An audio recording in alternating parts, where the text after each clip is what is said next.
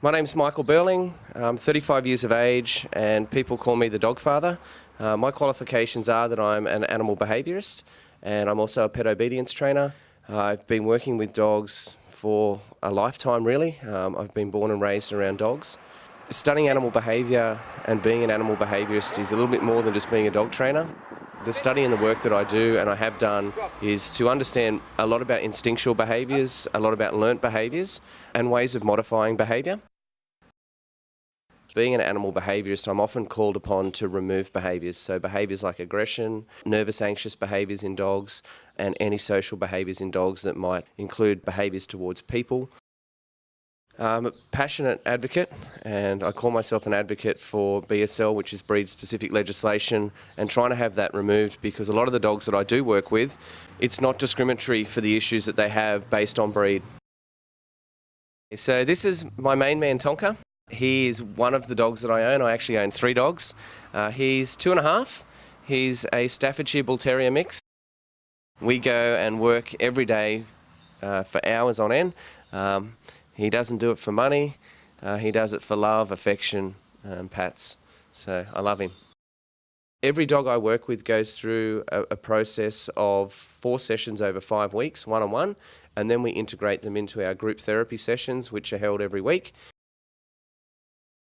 The Saving the Underdogs motto is about working with dogs that are on their last chance, or in a lot of cases haven't been given a chance previously.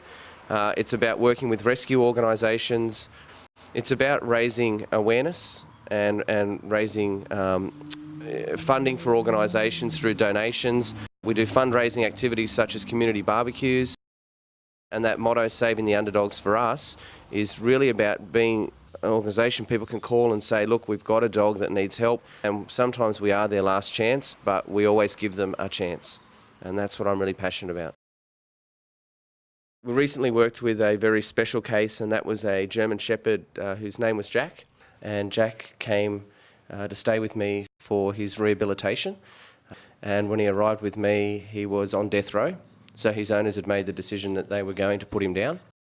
Jack has shown aggression towards people. Through Jack's rehabilitation, we've used the services of Katie here, who's a remedial massage therapist. Most of my clients are seeing me from things like arthritis, hip dysplasia, elbow dysplasia. I've got some clients that are coming out from Michael, like he said, that we're increasing their exercise. So you just want to make sure that by doing that we're not causing any further damage and that the dog is still comfortable. But in the case of Jack, he'd gone through a process where he hadn't felt relaxation or touch. Towards the end of his time staying with his family, he'd actually been chained up and removed from contact with people. So to reintegrate him back into, being around people, we wanted to make sure that it was therapeutic and that we utilised Katie's services here. After 12 weeks working with Jack, he's now going to be rehomed with a family that has 3 children under 5. They're experienced German Shepherd owners, and he's a success story for us, but he's an example of just giving a dog a chance, but giving a dog what it truly needed. And what he needed was far more than just love. He didn't deserve what he potentially could have ended up with, and I'm so glad we had the chance to be able to put him on the right track, and now he's got a bright future with our family and he's going to live a long life. It almost upsets me, I guess, to think of what could have happened, but yeah, incredibly privileged to be able to take him on and show him the way. Working with Michael has been fantastic. He trains dogs in a way that, as having previous dogs, I knew existed, but I'd never been able to find a trainer that actually did it. He showed me that owning the dogs and training them was more a way of life rather than just having dogs that will sit, stay, heel and do all the obedience that you see. Like a perfectly trained dog isn't necessarily a well-behaved dog.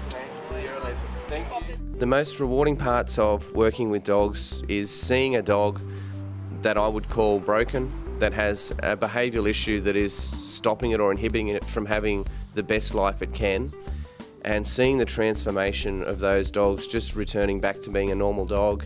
I get a little bit emotional about, but it's something very, very rewarding to see people enjoying a lifestyle with their dog. Tonks, you ready? Let's go and save an underdog. Let's go to work, buddy. Good boy.